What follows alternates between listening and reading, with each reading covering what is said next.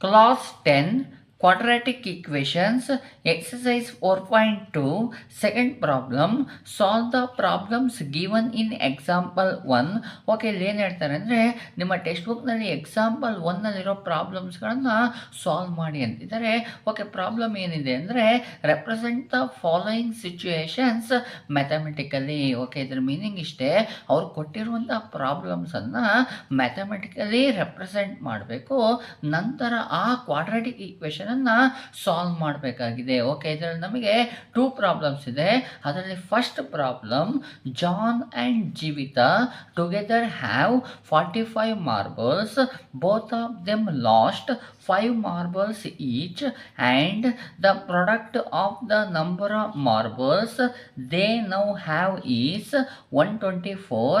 We would like to find out how many marbles they had to start with. Okay, ಈ ರೀತಿಯಾದಂಥ ಪ್ರಾಬ್ಲಮ್ಗಳನ್ನು ಕೊಟ್ಟಾಗ ಇದರಲ್ಲಿ ಏನನ್ನು ಫೈಂಡ್ ಮಾಡಬೇಕು ಅಂತ ನೋಡಬೇಕು. ನೋಡಿ, ಇಲ್ಲಿ ಹೇಳ್ತಾರೆ find out how many marbles they had to start with. ಅಂದರೆ ಜಾನ್ ಆ್ಯಂಡ್ ಜೀವಂತಿ ಇಬ್ಬರು ಹತ್ರನೂ ಎಷ್ಟು ಮಾರ್ಬಲ್ಸ್ ಇದೆ ಅನ್ನೋದನ್ನು ಫೈಂಡ್ ಮಾಡಿ ಅಂತ ಹೇಳ್ತಾರೆ. ಅದಕ್ಕೋಸ್ಕರ ನಾನು ಸೊಲ್ಯೂಷನಲ್ಲಿ let the number of marbles John had is X ಅಂತ ತೊಗೊಳ್ತಾ ಇದ್ದೀನಿ. ನಂತರ let the number of marbles Jeevanthi had is Y ಅಂತ ತೊಗೊಳ್ತಾ ಇದ್ದೀನಿ. ನಮಗಲ್ಲಿ ಕ್ವಶನಲ್ಲಿ ಜಾನ್ ಮತ್ತು ಜೀವಂತಿ ಇಬ್ಬರ ಹತ್ರನೂ ಎಷ್ಟು ಮಾರ್ಬಲ್ಸ್ ಇದೆ ಅನ್ನೋದನ್ನು ಫೈಂಡ್ ಮಾಡಿ ಅಂತ ಹೇಳಿರೋದ್ರಿಂದ ಜಾನ್ ಹತ್ರ ಎಕ್ಸ್ ಮಾರ್ಬಲ್ಸ್ ಇದೆ, ಜೀವಂತಿ ಹತ್ರ ವೈ ಮಾರ್ಬಲ್ಸ್ ಇದೆ ಅಂತ ನಾನು ತಗೊಂಡಿದ್ದೀನಿ. ಓಕೆ, ಕ್ವಶನ್ ನಾವು ಸ್ವಲ್ಪ ನೋಡಿದರೆ ಇದರಲ್ಲಿ ಒಂದು ಕಂಡೀಷನ್ ಕೊಟ್ಟಿದ್ದಾರೆ. John and Jeevanti together have 45 marbles. ಅಂದರೆ ಟುಗೆದರ್ ಅಂದರೆ ಜಾನ್ ಮತ್ತು ಜೀವಂತಿ ಇಬ್ಬರು ಹತ್ರನೂ ಸೇರಿ ಎಷ್ಟು ಮಾರ್ಬಲ್ಸ್ ಇದೆ? 45 ಮಾರ್ಬಲ್ಸ್ ಇದೆ ಅಂತ ಹೇಳಿದ್ದಾರೆ. ಓಕೆ, ಹಾಗಾದರೆ ಟುಗೆದರ್ ಅಂತ ಹೇಳಿದರೆ ಮೀನಿಂಗ್ ಇಷ್ಟೇ, ಇಬ್ಬರ ಹತ್ರ ಇರುವಂತಹ ಮಾರ್ಬಲ್ಸನ್ನು ಆ್ಯಡ್ ಮಾಡಿದರೆ 45 ಮಾರ್ಬಲ್ಸ್ ಬರುತ್ತೆ ಅಂತ ಹೇಳಿದ್ದಾರೆ. ಹಾಗಾಗಿ ಎಕ್ಸ್ ಮಾರ್ಬಲ್ಸು ಜಾನ್ ಹತ್ರ ಇದೆ, ಪ್ಲಸ್ ವೈ ಮಾರ್ಬಲ್ಸು ಜೀವಂತಿ ಹತ್ರ ಇದೆ. ಹಾಗಾಗಿ x plus y is equal to 45 marbles ಆಗುತ್ತೆ. ಇದನ್ನು ನಾನು ಈಕ್ವೇಷನ್ 1 ಅಂತ ತೊಗೊಳ್ತೀನಿ. ಓಕೆ, ಕ್ವಶನ್ನ ಓದಿದರೆ ನೆಕ್ಸ್ಟ್ ಏನು ಹೇಳ್ತಾರಪ್ಪ ಅಂದರೆ both of them lost 5 marbles each. ಅರ್ಥ ಆಗ್ತಿದೆಯಾ? Both of them lost 5 marbles each. ಇಬ್ಬರ ಹತ್ರನೂ ಸಹ ಏನಾಗುತ್ತೆ? 5 ಮಾರ್ಬಲ್ಸು ಲಾಸ್ಟ್ ಆಗುತ್ತೆ ಅಂತ ಹೇಳಿದರೆ ಕಳೆದು ಹೋಗುತ್ತೆ ಅಂತ ಹೇಳ್ಬೋದು. ಹಾಗಾದರೆ ಇಬ್ಬರ ಹತ್ರನೂ 5 ಮಾರ್ಬಲ್ಸು ಕಳೆದು ಹೋಯ್ತಪ್ಪ ಅಂದರೆ ಉಳಿದಿರುವಂಥ ಮಾರ್ಬಲ್ಸ್ ಎಷ್ಟು ಅಂತ ಹೇಳಿದರೆ ನೋಡಿ, the number of marbles left with John. John ಹತ್ರ ಎಷ್ಟು ಮಾರ್ಬಲ್ಸ್ ಉಳಿದಿದೆ ಅಂತ ಹೇಳಿದರೆ ಅವನ ಹತ್ರ ಫಸ್ಟಿಗೆ ಎಕ್ಸ್ ಮಾರ್ಬಲ್ಸ್ ಇತ್ತು, 5 ಮಾರ್ಬಲ್ಸ್ ಏನಾಯಿತು? ಲಾಸ್ಟ್ ಆಗೋಯಿತು. ಹಾಗಾದರೆ ಎಕ್ಸಲ್ಲಿ -5 ಮಾಡಿದರೆ ನಮ್ಮ ಹತ್ರ ಲಾಸ್ಟ್ ಅಂದರೆ ಲೆಫ್ಟ್ ಮಾರ್ಬಲ್ಸ್ ಎಷ್ಟಿದೆ ಅನ್ನೋದು ಗೊತ್ತಾಗುತ್ತೆ.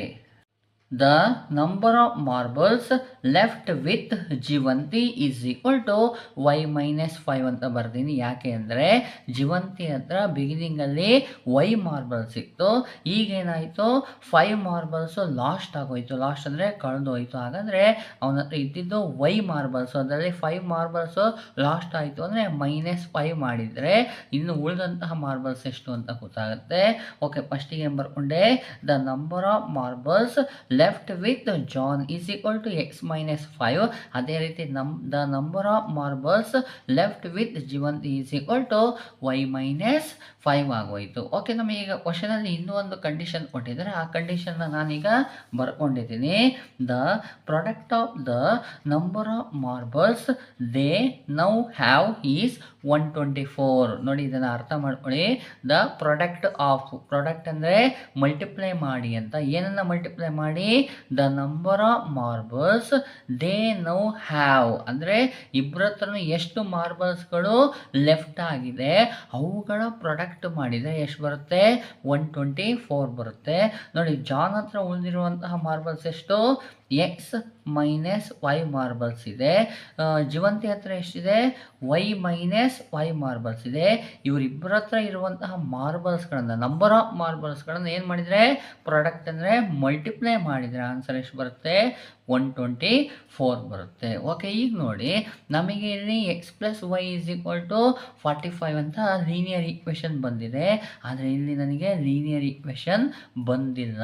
ಲೀನಿಯರ್ ಈಕ್ವೇಷನ್ ಬಂದಿಲ್ಲ ಅಂತ ತಕ್ಷಣ ನೀವು ತಿಳ್ಕೊಬೇಕಾಗತ್ತೆ ಇದು ಕ್ವಾಡ್ರಾಟಿಕ್ ಈಕ್ವೇಷನ್ ಪ್ರಾಬ್ಲಮ್ ಆಗಿದೆ ಅಂತ. ಅದಕ್ಕೆ ನಾನು ಏನು ಮಾಡ್ತೀನಿ ನೋಡಿ, ಇದೊಂದು ಸ್ವಲ್ಪ ಅಬ್ಸರ್ವ್ ಮಾಡಿ, ಈ ಈಕ್ವೇಷನ್ ಒಂದು ಸ್ವಲ್ಪ ರಿಅರೇಂಜ್ ಮಾಡಿ ಬರ್ಕೊಳ್ತೀನಿ.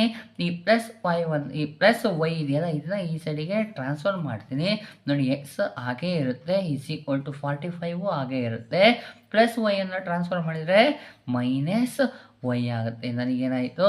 ಎಕ್ಸಿನ ವ್ಯಾಲ್ಯೂ ಸಿಕ್ತು. ಈ ಎಕ್ಸ್ ವ್ಯಾಲ್ಯೂನ ಇಲ್ಲಿ ಸಬ್ಸ್ಟಿಟ್ಯೂಷನ್ ಮಾಡ್ತೀನಿ. ಎಕ್ಸಿನ ಪ್ಲೇಸಲ್ಲಿ ಏನು ಬರಿತೀನಿ? 45 ಮೈನಸ್ ವೈ ಅಂತ ಬರ್ಕೊಳ್ತೀನಿ. ಇಲ್ಲಿ ರಿಮೈನಿಂಗ್ ಏನು? -5 ಹಾಗೆ ಬರುತ್ತೆ.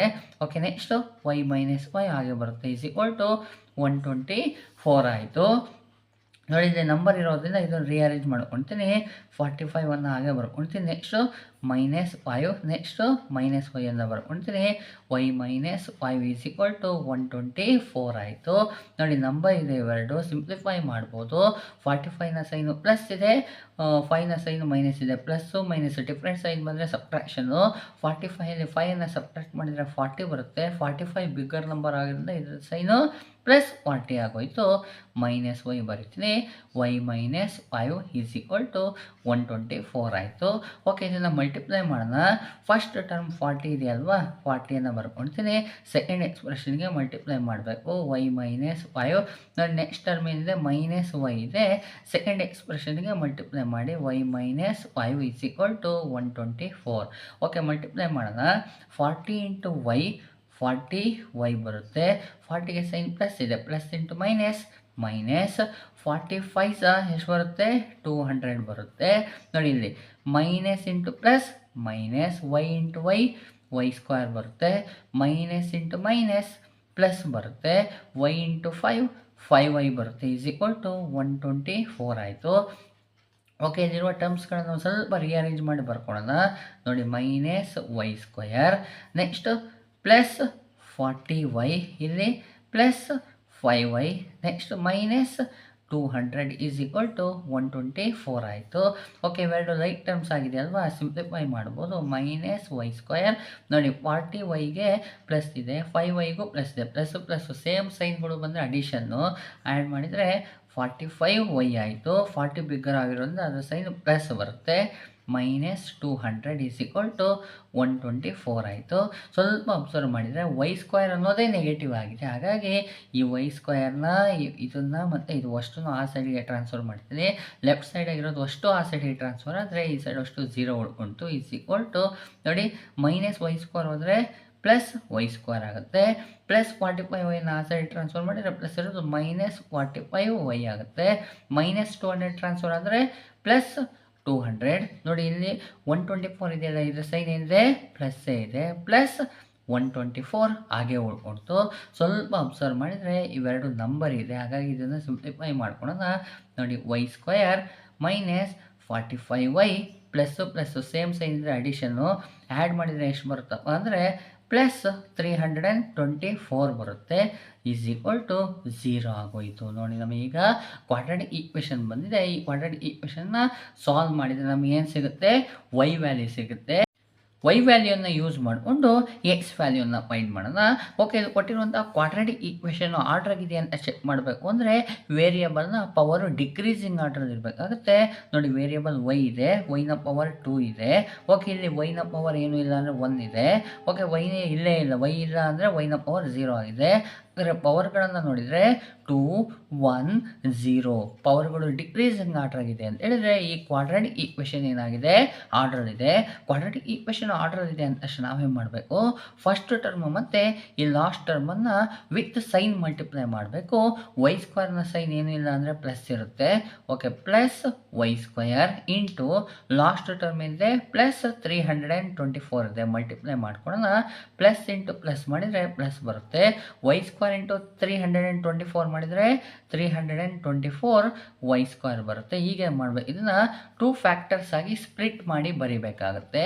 ಓಕೆ, ಹಾಗಾದರೆ 224 ಇದೆಯಲ್ಲ, ಇದನ್ನು ಪ್ರೈಮ್ ಫ್ಯಾಕ್ಟರೈಸೇಷನ್ ಮಾಡಿದರೆ ನನಗೆ 2 ಫ್ಯಾಕ್ಟರ್ಗಳು ಸಿಗ್ತಾ ಹೋಗುತ್ತೆ. ನೋಡಿ, ಇದು ಈವನ್ ನಂಬರ್ ಆಗಿರೋದ್ರಿಂದ ಫಸ್ಟ್ ಪ್ರೈಮ್ ನಂಬರ್ 2 ಇಂದ ಡಿವೈಡ್ ಆಗುತ್ತೆ. 2 1s 2, 3 2 ಹೋದರೆ 1 ಉಳಿಯುತ್ತೆ, 12 ಆಯಿತು. 2 6 12, ರಿಮೈಂಡರ್ ಏನು ಉಳಿಯೋದಿಲ್ಲ. ನೆಕ್ಸ್ಟ್ ನಂಬರ್ 4 ಇದೆ, 2 2s 4 ಬಂತು. ಹಾಗಾದರೆ 2 ಫ್ಯಾಕ್ಟರ್ಸು, ಮೊದಲನೇದು 2, ನೆಕ್ಸ್ಟ್ ಒನ್ ಏನಾಗಿರುತ್ತೆ 162 ಆಗಿರುತ್ತೆ. ಓಕೆ, ಹೀಗೆ ಮಾಡಬೇಕು. ಈ ಎರಡು ಫ್ಯಾಕ್ಟರ್ಸ್ಗಳಿಗೆ ಸೈನನ್ನು ಬರಿಬೇಕು. ಸೈನ್ ಬರಿಬೇಕು ಅಂದ ತಕ್ಷಣ ನಾವೇನು ಮಾಡಬೇಕು, ಮಿಡಲ್ ಟರ್ಮನ್ನು ನೋಡಬೇಕಾಗುತ್ತೆ. ಇಲ್ಲಿ ಮಿಡಲ್ ಟರ್ಮು 45y ಇದೆ. ಈ ಮಿಡಲ್ ಟರ್ಮಿನ ಸೈನ್ ಏನಿದೆ, ಮೈನಸ್ ಇದೆ. ನೋಡಿ, ಮಿಡಲ್ ಟರ್ಮಿನ ಸೈನ್ ಮೈನಸ್ ಇದೆಯಲ್ಲ, ಇದು ಇವೆರಡರಲ್ಲಿ ಯಾವುದು ಬಿಗ್ಗರ್ ಇದೆ ಆ ಬಿಗ್ಗರ್ ನಂಬರ್ನ ಸೈನು ಆಗಿರುತ್ತೆ. ಮಿಡಲ್ ಟರ್ಮಿನ ಸೈನು ಬಿಗ್ಗರ್ ನಂಬರ್ನ ಸೈನ್ ಆಗಿರುತ್ತೆ. ಓಕೆ, ಹೀಗೆ ಮಾಡಬೇಕು. ಇನ್ನೊಂದು ನಂಬರ್ ಇದೆಯಲ್ಲ, ಇದಕ್ಕೂ ಸೈನ್ ಬರಿಬೇಕು. ಇದಕ್ಕೆ ಸೈನ್ ಹೇಗೆ ಬರೆಯೋದು ಅಂದರೆ, ಈ ಸೈನು ಮತ್ತು ಈ ಸೈನ್ ಎರಡು ಮಲ್ಟಿಪ್ಲೈ ಮಾಡಿದರೆ ಈ ಮೇಲಿದೆಯಲ್ಲ ಪ್ಲಸ್ ಇದು ಬರಬೇಕಾಗುತ್ತೆ. ಹಾಗಾದರೆ ಮೈನಸ್ಸಿಗೆ ಯಾವ ಸೈನನ್ನು ಮಲ್ಟಿಪ್ಲೈ ಮಾಡಿದರೆ ಪ್ಲಸ್ ಬರುತ್ತೆ, ಮೈನಸ್ಸಿಗೆ ಮೈನಸ್ ಮಲ್ಟಿಪ್ಲೈ ಮಾಡಿದರೆ ಪ್ಲಸ್ ಬರುತ್ತೆ. ಈಗ ಏನು ಮಾಡಬೇಕಪ್ಪ ಅಂದರೆ, ಈ ಎರಡೂ ಫ್ಯಾಕ್ಟರ್ಸಿಗೆ ಸೈನನ್ನು ಬರ್ತಾದ್ಮೇಲೆ ಇದನ್ನು ಸಿಂಪ್ಲಿಫೈ ಮಾಡಬೇಕು. ಸಿಂಪ್ಲಿಫೈ ಮಾಡಿದರೆ ನನಗೆ 45 ಬರಬೇಕಾಗುತ್ತೆ. ನೋಡಿ, ಮೈನಸ್ಸು ಸೇಮ್ ಸೈನ್ ಅಂದರೆ ಅಡಿಷನ್ನು. 162ಗೆ 2ಅನ್ನು ಆ್ಯಡ್ ಮಾಡಿದರೆ 164 ಬರುತ್ತೆ. ಇಲ್ಲಿರೋದು 45. ಹಾಗಾದರೆ ಈ ಎರಡು ಫ್ಯಾಕ್ಟರ್ಸ್ಗಳು ಸಾಕೋದಿಲ್ಲ. ಹಾಗಾದ್ರೆ ನೆಕ್ಸ್ಟ್ ಏನು ಮಾಡೋಣ, ಮತ್ತೆ ಡಿವೈಡ್ ಮಾಡೋಣ.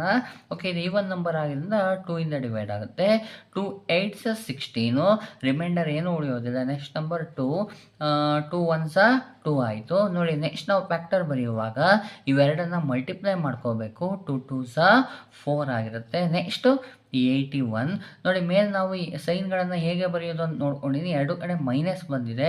ಹಾಗಾದ್ರೆ ಇಲ್ಲೂ ಏನಾಗುತ್ತೆ, ಸೈನು ಮೈನಸ್ ಬರುತ್ತೆ. ಅಂದರೆ ಮಿಡಲ್ ಟರ್ಮಿನ ಸೈನು ಬಿಗ್ಗರ್ ನಂಬರ್ 81ನ ಸೈನ್ ಆಗಿರುತ್ತೆ, ಮೈನಸ್ ಬರುತ್ತೆ. ಈ ಮೈನಸ್ಸಿಗೆ ಮೈನಸ್ ಮಲ್ಟಿಪ್ಲೈ ಮಾಡಿದರೆ ಪ್ಲಸ್ ಬರುತ್ತೆ. ಓಕೆ, ಮೈನಸ್ಸು ಇದ್ದರೆ ಅಡಿಷನ್ ಮಾಡಬೇಕು. 81ಗೆ 4ಅನ್ನು ಆ್ಯಡ್ ಮಾಡಿದರೆ 85 ಬರುತ್ತೆ. ಇಲ್ಲಿರೋದು 45. ಹಾಗಾದರೆ ಈ ಫ್ಯಾಕ್ಟರ್ಗಳು ಆಗೋದಿಲ್ಲ. ನೆಕ್ಸ್ಟ್ ಮತ್ತೆ ಇದನ್ನು ಡಿವೈಡ್ ಮಾಡಬೇಕು. ಇದು ಆಡ್ ನಂಬರ್ ಆಗಿರೋದ್ರಿಂದ 2 ಇಂದ ಡಿವೈಡ್ ಆಗಲ್ಲ. ನೆಕ್ಸ್ಟ್ ಪ್ರೈಮ್ ನಂಬರ್ 3 ಇಂದ ಡಿವೈಡ್ ಆಗುತ್ತೆ. ಅಂದರೆ 3 ಇಂದ ಡಿವೈಡ್ ಆಗುತ್ತೆ. ನೋಡಿ, 3 2s 6, 2 ರಿಮೈಂಡರ್ ಉಳಿಯುತ್ತೆ, 21 ಆಯಿತು. 3 7s 21. ಓಕೆ, ಇಲ್ಲಿರೋ ನಂಬರ್ಗಳನ್ನು ಮಲ್ಟಿಪ್ಲೈ ಮಾಡೋಣ. 2 2s 4, 4 3s 12. ಇಲ್ಲಿ ಕೆಳಗಡೆ ಇರೋದು 27. ನೋಡಿ, ಬಿಗ್ಗರ್ ನಂಬರ್ 27 ಇದೆ ಅಂದರೆ ಇದರ ಸೈನು ಮಿಡಲ್ ಟರ್ಮಿನ ಸೈನ್ ಬರುತ್ತೆ. ಮೈನಸ್ ಇಂಟು ಮೈನಸ್ ಮಾಡಿದರೆ ಪ್ಲಸ್ ಬರುತ್ತೆ. ಮೈನಸ್ ಇದ್ರೆ ಅಡಿಷನ್ನು. 27ಗೆ 12ಅನ್ನು ಆ್ಯಡ್ ಮಾಡಿದರೆ ಎಷ್ಟು ಬರುತ್ತೆ, 39 ಬರುತ್ತೆ. ಇಲ್ಲಿರೋದು 45. ಈ ಫ್ಯಾಕ್ಟರ್ಗಳು ಸಹ ಆಗೋದಿಲ್ಲ. ಓಕೆ, ನೆಕ್ಸ್ಟ್ 27 3 ಇಂದ ಡಿವೈಡ್ ಆಗುತ್ತೆ. 3 9s 27 ಆಗುತ್ತೆ. ಓಕೆ, ಮಲ್ಟಿಪ್ಲೈ ಮಾಡಿ. 2 2s 4, 4 3s 12, 12 3s 36 ಬರುತ್ತೆ. ನೆಕ್ಸ್ಟ್ ಏನಿದೆ, ಕೆಳಗಡೆ 9 ಇದೆ. ಓಕೆ, ಬಿಗ್ಗರ್ ನಂಬರ್ 36 ಆಗಿರೋದ್ರಿಂದ ಮಿಡಲ್ ಟರ್ಮಿನ ಸೈನು ಮೈನಸ್ ಬಂದ್ಬಿಡುತ್ತೆ. ಬಿಗ್ಗರ್ ನಂಬರ್ಗೆ ಮೈನಸ್ ಇಂಟು ಮೈನಸ್ ಮಾಡಿದರೆ ಪ್ಲಸ್ ಬರುತ್ತೆ. ಮೈನಸ್ಸು ಅಂದರೆ ಅಡಿಷನ್ನು. 36ಗೆ 9 ಆ್ಯಡ್ ಮಾಡಿದರೆ 45 ಬರುತ್ತೆ. ನೋಡಿ, ಇಲ್ಲಿ 45 ಇದೆ. ಬಿಗ್ಗರ್ ನಂಬರ್ 36ನ ಸೈನ್ ಮೈನಸ್ ಇದೆ, -45. ಹಾಗಾದರೆ ಈ ಎರಡು ಫ್ಯಾಕ್ಟರ್ಗಳು ಸರಿಯಾಗಿದೆ. ಓಕೆ, ಹೀಗೆ ಮಾಡಬೇಕು. y² ಇದೆ ಅಂದರೆ ಇದಕ್ಕೂ y ಅನ್ನು ಕೊಡಬೇಕಾಗತ್ತೆ. ಓಕೆ, ಹೀಗೆ ಮಾಡೋಣ. ಫಸ್ಟ್ ಟರ್ಮ್ y² ಅನ್ನು ಹಾಗೇ ಬರ್ಕೊಳ್ತೀನಿ. ಮಿಡಲ್ ಟರ್ಮಿನ ಬದಲಿಗೆ ಈ ಎರಡು ಫ್ಯಾಕ್ಟರ್ಸನ್ನು ಬರ್ಕೋಬೇಕಾಗತ್ತೆ. -36y -9y plus 324 = 0. ಫಸ್ಟ್ 2 ಟರ್ಮ್ಸನ್ನು ಗ್ರೂಪ್ ಮಾಡಬೇಕು. ನೆಕ್ಸ್ಟ್ 2 ಟರ್ಮ್ಸನ್ನು ಗ್ರೂಪ್ ಮಾಡಬೇಕು. ಕಾಮನ್ ತೆಗಿಯಬೇಕು ಅಂದರೆ ಕಾಮನ್ ತೆಗಿರಿ. ನಾವು ಇವೆರಡನ್ನು ನೋಡಿದರೆ ಇವೆರಡರಿಂದ y ಕಾಮನ್ ಬರುತ್ತೆ. y² y ಕಾಮನ್ ತೆಗೆದ್ರೆ y ಉಳಿಯುತ್ತೆ. ಮೈನಸ್ಸಿಗೆ ಮೈನಸ್, y ಕಾಮನ್ ತೆಗೆದ್ರೆ ಉಳಿಯೋದು 36. ಓಕೆ, ಇಲ್ಲಿ ಮೈನಸ್ ಇರೋದ್ರಿಂದ ಮೈನಸನ್ನು ಕಾಮನ್ ತೆಗಿತೀನಿ. 9 ಇದೆ, 324 ಇದೆ. ಓಕೆ, 9 ಟೇಬಲಲ್ಲಿ ಬರುತ್ತೆ. ಓಕೆ, 9ಅನ್ನು ಕಾಮನ್ ತೆಗೆದ್ರೆ ಒಳಗಡೆ y ಉಳ್ಕೊಳ್ತು.